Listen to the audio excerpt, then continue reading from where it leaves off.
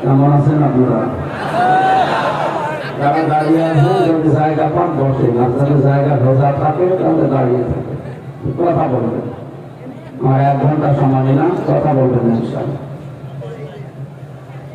আলহামদুলিল্লাহি রাব্বিল মাশরিকাইন ওয়া রাব্বিল মাগরিবাইন আল্লাযী খালাকা কুল্লা শাইইন যাওজাইন ওয়া আওজাবা আলাইনা আল-ইহসানা বিল ওয়ালিদাইন ওয়া নাশহাদু আন লা ইলাহা ইল্লাল্লাহু ওয়াহদাহু লা শারীকা লাহু ওয়া আশহাদু আন্না মুহাম্মাদান আবদুহু ওয়া রাসূলুহু الذي أرسله بالحق بشيرا ونذيرا وداعيا إلى الله بإذنه وسراجا منيرا فقد قال الله تعالى في كلامه المجيد وبرهانه التوحيد.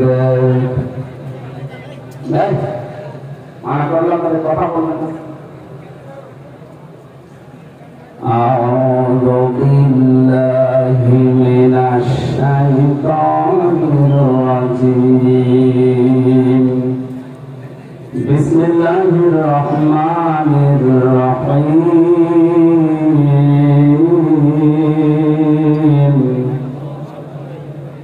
لقد صدق الله رسوله الرؤيا بالحق لتدخلن المسجد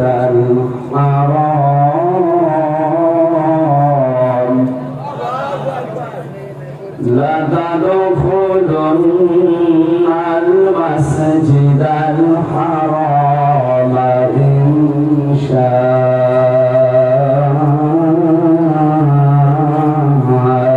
الله آمين. صدقت يا ربنا. عن أبي هريرة رضي الله تعالى عنه قال قال النبي صلى الله عليه وسلم من تمسك بسنتي عند فساد أمتي فله أجر 100 شهيد. رواه ابن ماجه. وقال تعالى في شأن رسوله وما زادهم إلا إيمانا وتسليما. اللهم صل على سيدنا مولانا محمد وعلى آل سيدنا. খেয়ে না খেয়ে দিন প্রচারের কাজে নিজেকে দিয়ে সবই নিয়ে তায়েফের কাফেরেরা চিনল না আলো দুষ্ট ছেলেদের কিছু বিরোধে দিয়ে পাথরের আঘাতে ক্ষত হয়ে সারা শরীর থেকে রক্ত ঝরে। হে রাসূল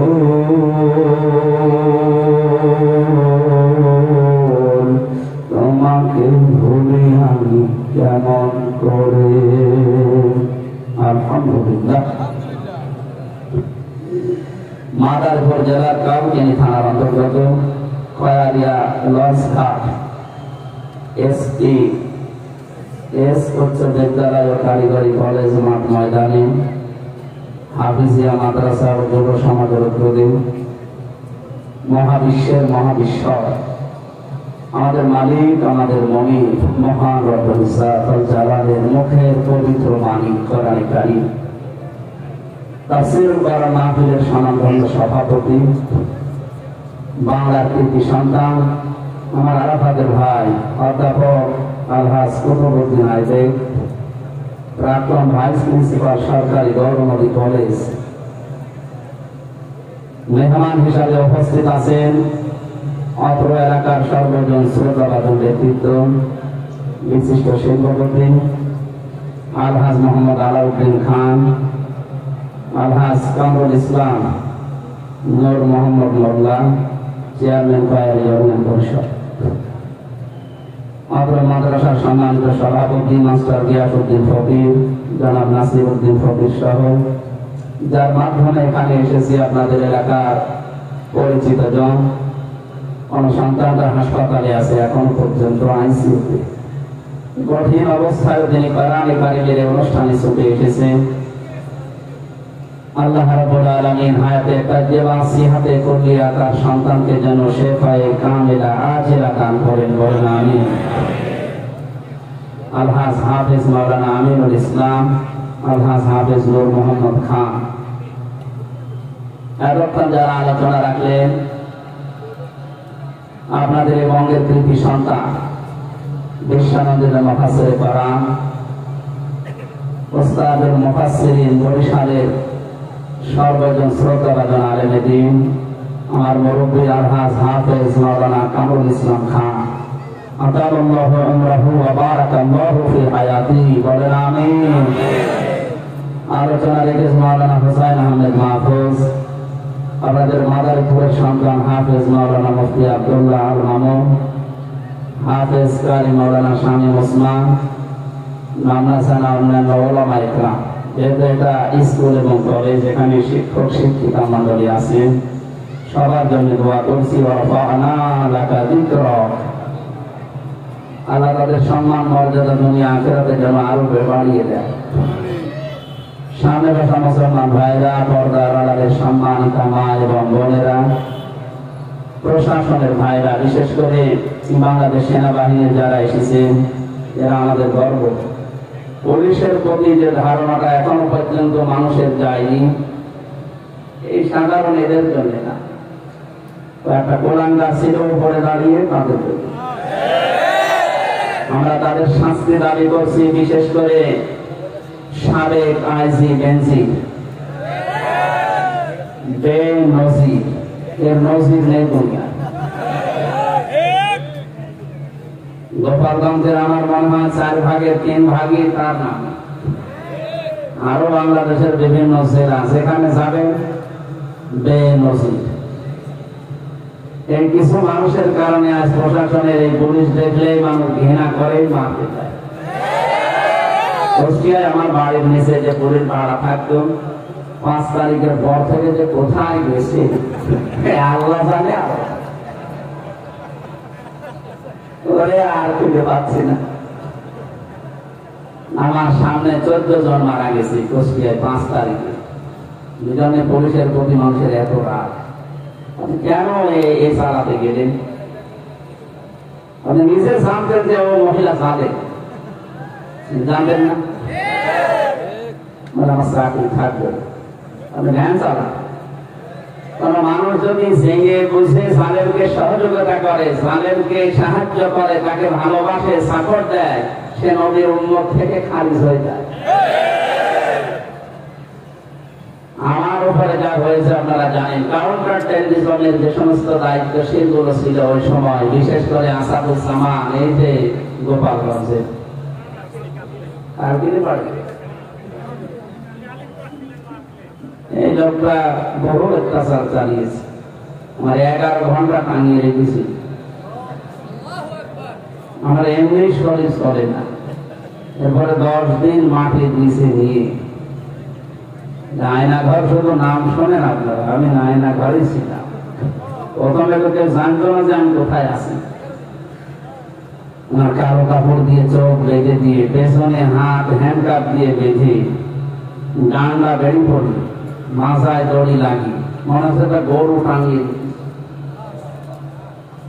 এই সমস্ত অত্যাচার গুলো করতেন আপনি। আপনি নিজেই বলতো যে আপনার কোনো দোষ নেই, আমরা জানি দোষ নেই, আপনি এগুলো করেন কেন?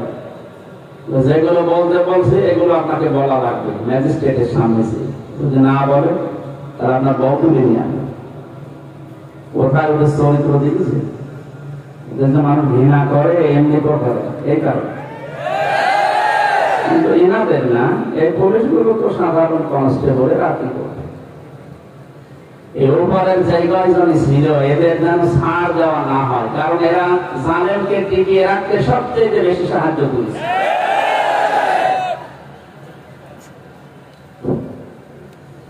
অন্তর্বর্তীকালীন সরকারের প্রধান যিনি আছেন, তিনি এখন যা শুরু করেছেন, এটা যদি অব্যাহত থাকে বৈষম্য দূর হয়ে যাবে ইনশাআল্লাহ।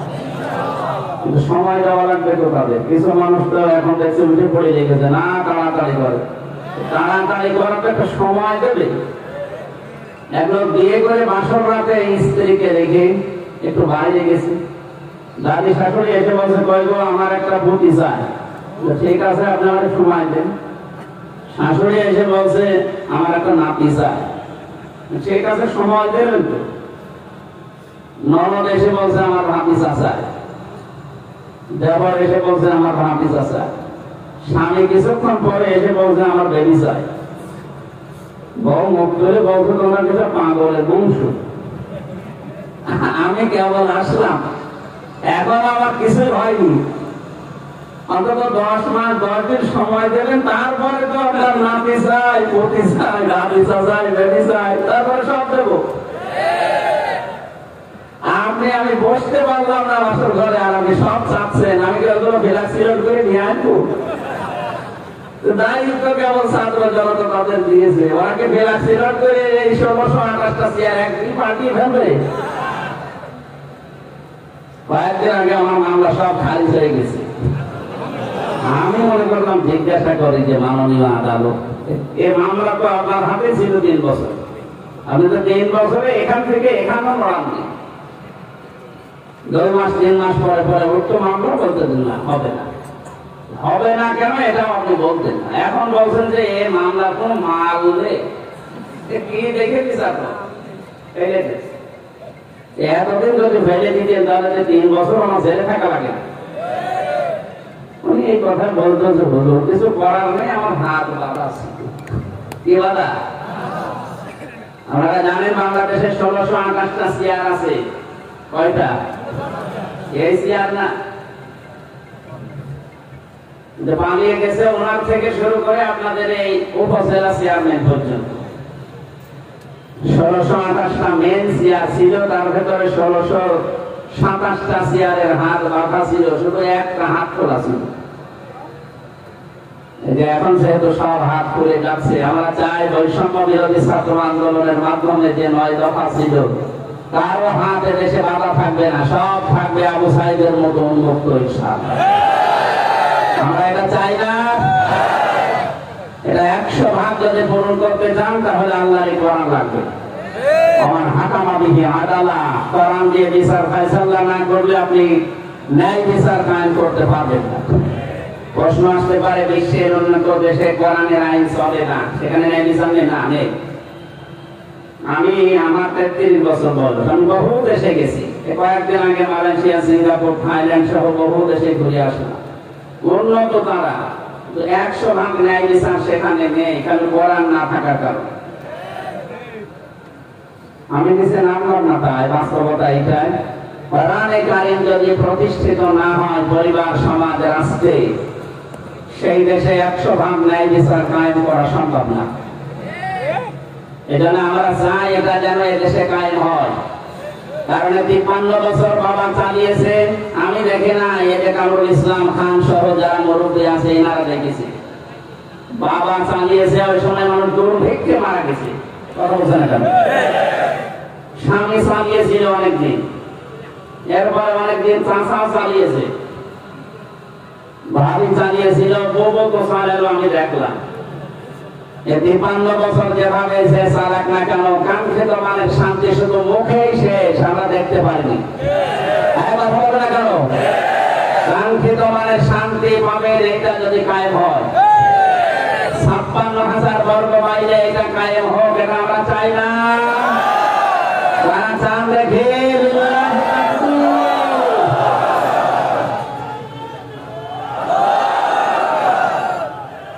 আলহামদুলিল্লাহ।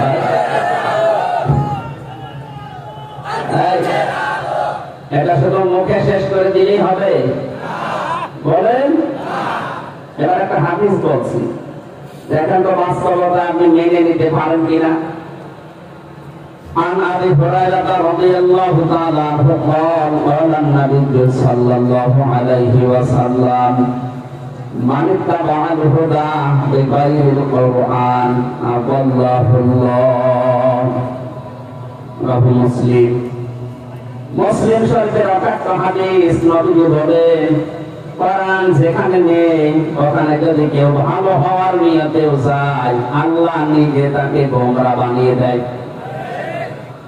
এখানে আলেম আছে অনেক জিজ্ঞাসা করেন শব্দটা আল্লাহ, নবী যদি দল্লা দিতেন, দল্লা ইয়াদিল্লু সূরা মুজাররদের কায়দা, বাংলা অর্থ দ্বারা তো আপনি নিজেই নিজেকে গোমরা বানিয়ে ফেলেছেন।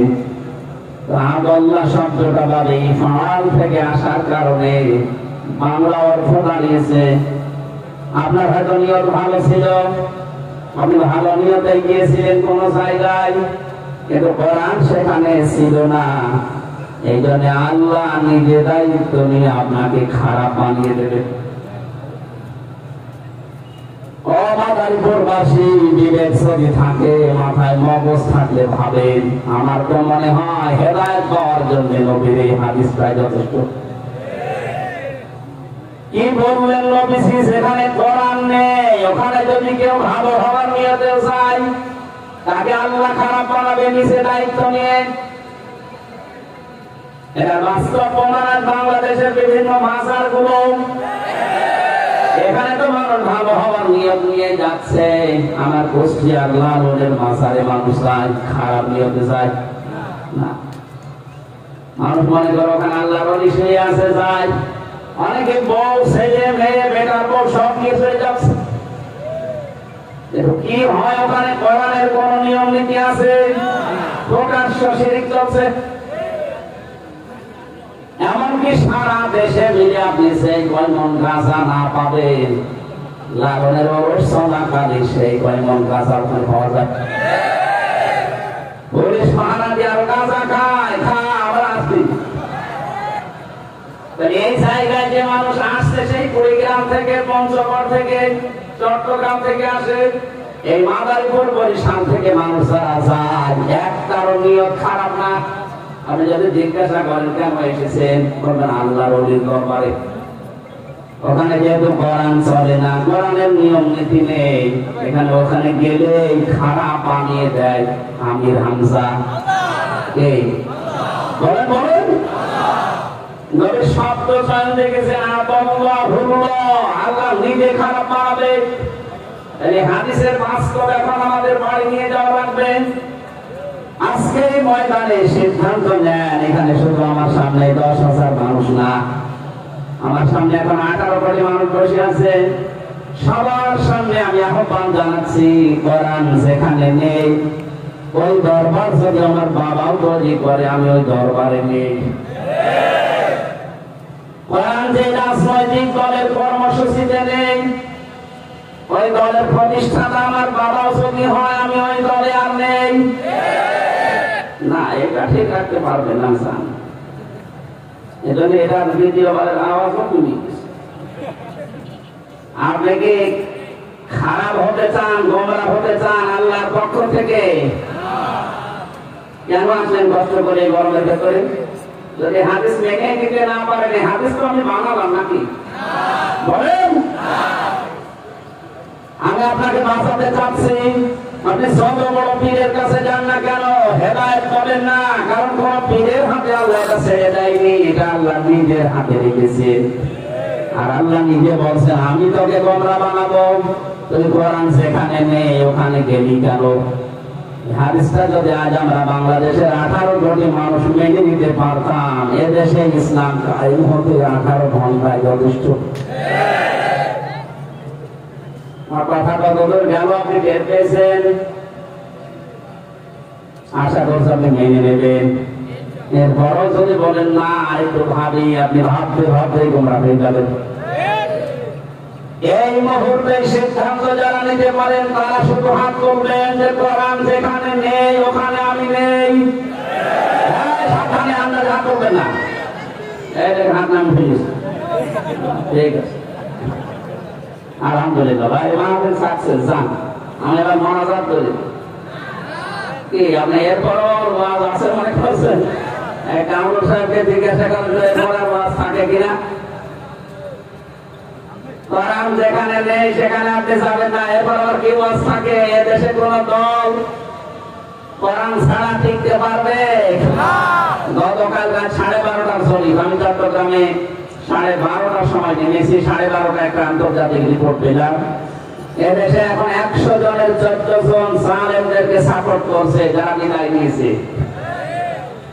100 জনের 28 জন মানুষ এখনো পর্যন্ত সেনা রয়েছে, দলগুলো আছে, এসেছে, দলই হোক আমি নাম নিলাম না, তাদেরকে এখনো সাপোর্টে আছে। খুশির বিষয় 100 জনের 58 জন মানুষ এখন ইসলাম এদেশে কায়েম হোক এটা চাচ্ছে।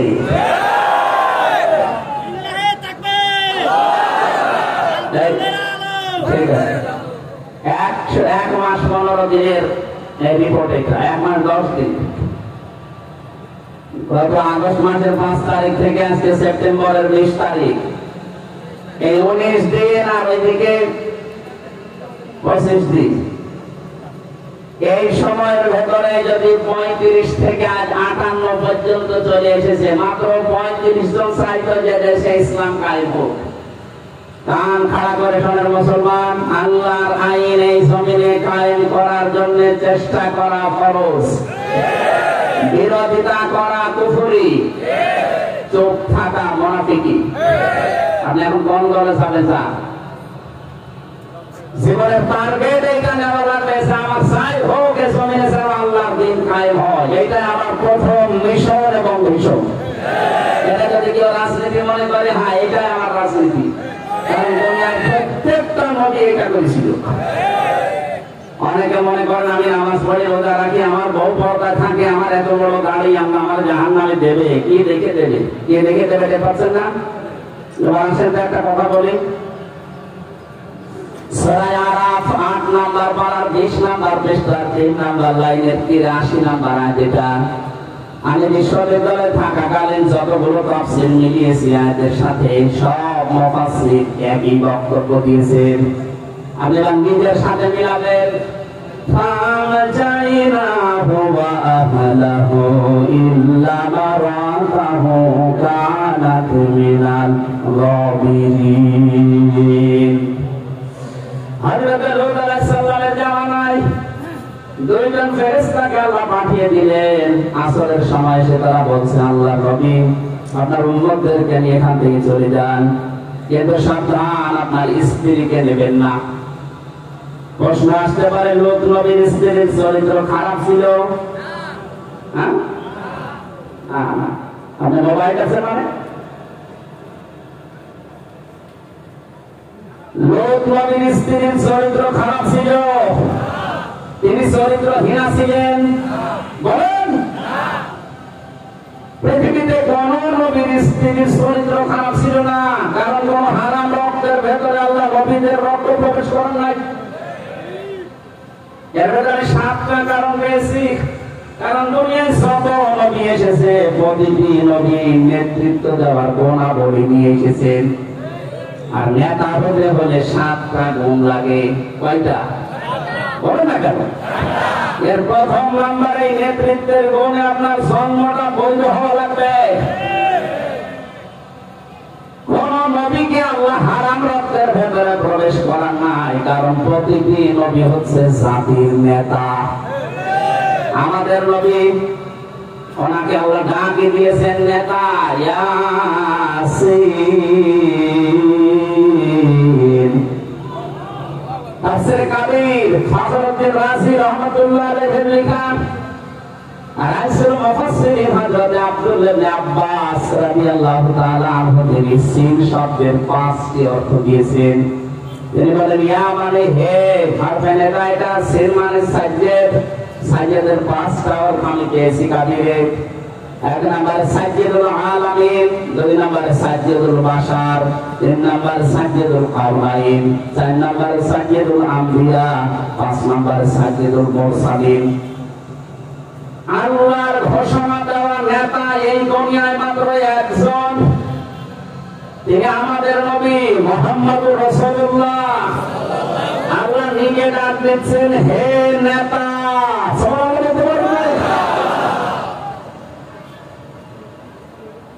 নবীরা যেহেতু নেতৃত্ব দিয়েছেন, তারা নেতা ছিলেন, গুণাবলী আল্লাহ তাদেরকে দিয়েছেন। নেতার 7টা গুণের প্রথম গুণ হচ্ছে দুনিয়ায় কোন হারাম কিছুর ভেতরে আল্লাহ নবীদেরকে চড়ান নাই। কারণ প্রতিটি নবী ছিলেন বিশ্ব নেতা। কি ছিলেন? আজ আমরা অনেককে বিশ্ব নেতা ঘোষণা দেই, অথচ তাদের জন্মের ঠিক নেই। বাপ এক ধর্মে, মা এক ধর্মের। এটা আমি বেশি বলে ফেললাম। নবীদের জন্ম নিয়ে যারা কথা বলেছিল তাকান কোরআনের দিকে। হযরত ঈসা আলাইহিস সালাম জাতির লোকেরা যখন তাকে জিজ্ঞাসা করেছে, এটা তো অবৈধ সন্তানের জন্ম ঠিক নেই, হযরত মারিয়াম তিনি কথা বন্ধ করে দিয়েছিলেন যে আমি কথা বলবো না 3 দিন। দোলনার দিকে ইঙ্গিত দিলেন যে ওকে জিজ্ঞাসা করেন,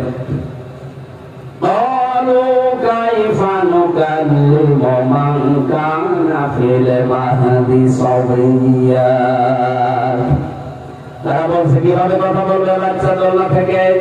সঙ্গে সঙ্গে হযরত ঈসা দোলনা থেকে তিনি জবাব দিয়েছেন, ক্বালা ইন্নী আবদুল্লাহ, আমি অবৈধ সন্তান না, আমার জন্মের ঠিক নেই, কথা ঠিক নয়, আমি আল্লাহর বান্দা। আমি কি আল্লাহর বান্দা?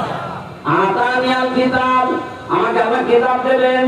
ও জাআলানি নাবিয়্যা, এই জামানার নবী করে আল্লাহ আমাকে পাঠিয়েছেন।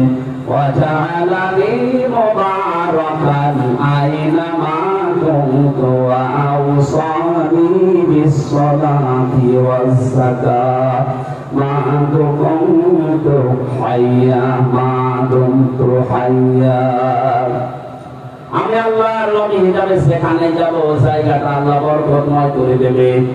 নেতৃত্বের প্রথম গুণাবলীর ভেতরে এইটা পাওয়া যায়, যারা আদর্শ নেতা তারা যেখানে যায় জায়গাটা আল্লাহ বরকত দিয়ে ভরে দেয়। 1000 বছর আগে আয়াতটা নাযিল হয়েছে কোরআনে কারিমে। 1000 বছর পর 2024 সালে এখন যারা আসলে বিশ্ব নেতা হওয়ার যোগ্যতা রাখে তাদের দিকে তাকান, তারা সেখানে যাচ্ছে, আল্লাহ বরকত দিয়ে ভরে দিচ্ছে। ডাক্তার শফিকুর রহমান, আমি নাম ধরে বলছি এই কারণে, এটা বাস্তব আমি দেখতে পাচ্ছি। লোকের যে অ্যাক্টিভিটিস, লোকের যে তাওয়াক্কুল আল্লাহর প্রতি, তার যে ইবাদতের মাত্রা, আমি তো নিজে দেখেছি সেখানে তার পাশে থেকে আল্লাহর প্রতি তার ভরসা, তার তাওয়াক্কুল, তার যে ইখলাস ভেতরে, আমার আল্লাহ পাক তাকে এমন কিছু দিয়েছেন, এটা জেনারেল শিক্ষিত মানুষ। লোকটা আজ দেখছি সেখানে যাচ্ছে, দেশে আল্লাহ পাক ওই জায়গায় বরকত দিয়ে ভরে দিচ্ছে। আর আমরা এমন বিশ্বাসটা দাবি করি। প্রথমেই বললাম যে জন্মের ঠিক নেই, বাংলাদেশে কিন্তু না, অন্য দেশে আছে। অনেকে মনে করতে পারে এই দেশের নাম না, কিন্তু আমি এই দেশের নাম বলতে পারবো। মন খারাপ যদি কারো হয়, আমি আশা করছি আমার ফাঁসি চাই বইটা কিনে আপনি একটু পড়েন, দেখেন কি লেখা আছে, কি এতদিন আমাদেরকে শুনিয়েছে আর বাস্তবতা কি সব মিলে যাচ্ছে। আমি যে কথাটা বোঝানোর জন্য বলছিলাম, কোন নবীর স্ত্রীর চরিত্র খারাপ ছিল না, কারণ হারাম রক্তের ভেতরে আল্লাহ নবীদের রক্ত প্রবেশ করাবেন না। এজন্য নবীর স্ত্রী হযরত লূত, তার স্ত্রীর চরিত্র ভালো, তিনি চরিত্রহীনা ছিলেন না, কিন্তু তলে তলে চরিত্রহীন মানুষদেরকে তিনি সাপোর্ট করতেন। আমার বাবার প্রবাসী মাথায় খবর নেই, একটা নবীর স্ত্রী, তার সলিল কদর নবী হযরত ইব্রাহিম নবীর ভাগিনা, তার স্ত্রীর চরিত্র ভালো, তিনি চরিত্রহীনা না, কিন্তু তলে তলে শুধু চরিত্রহীন লোকদেরকে সাপোর্ট করার কারণে আল্লাহ যদি তারে ধ্বংস করে জাহান্নামে দেয়, আপনি কি হয়ে পড়েছেন? আমি বলছেন আমি নামাজ পড়ে রোজা রাখি, আমার চরিত্র ভালো আছে, আমার বউ পর্দায় থাকে। আর ভাই আপনি সাপোর্ট করেন কাকে? আপনি যারা সাপোর্ট করেন ওই লোকটার চরিত্র তো শয়তানের চাইতে খারাপ। কথা বলেন, চরিত্র কত খারাপ আপনি দরবেশের দিকে তাকান।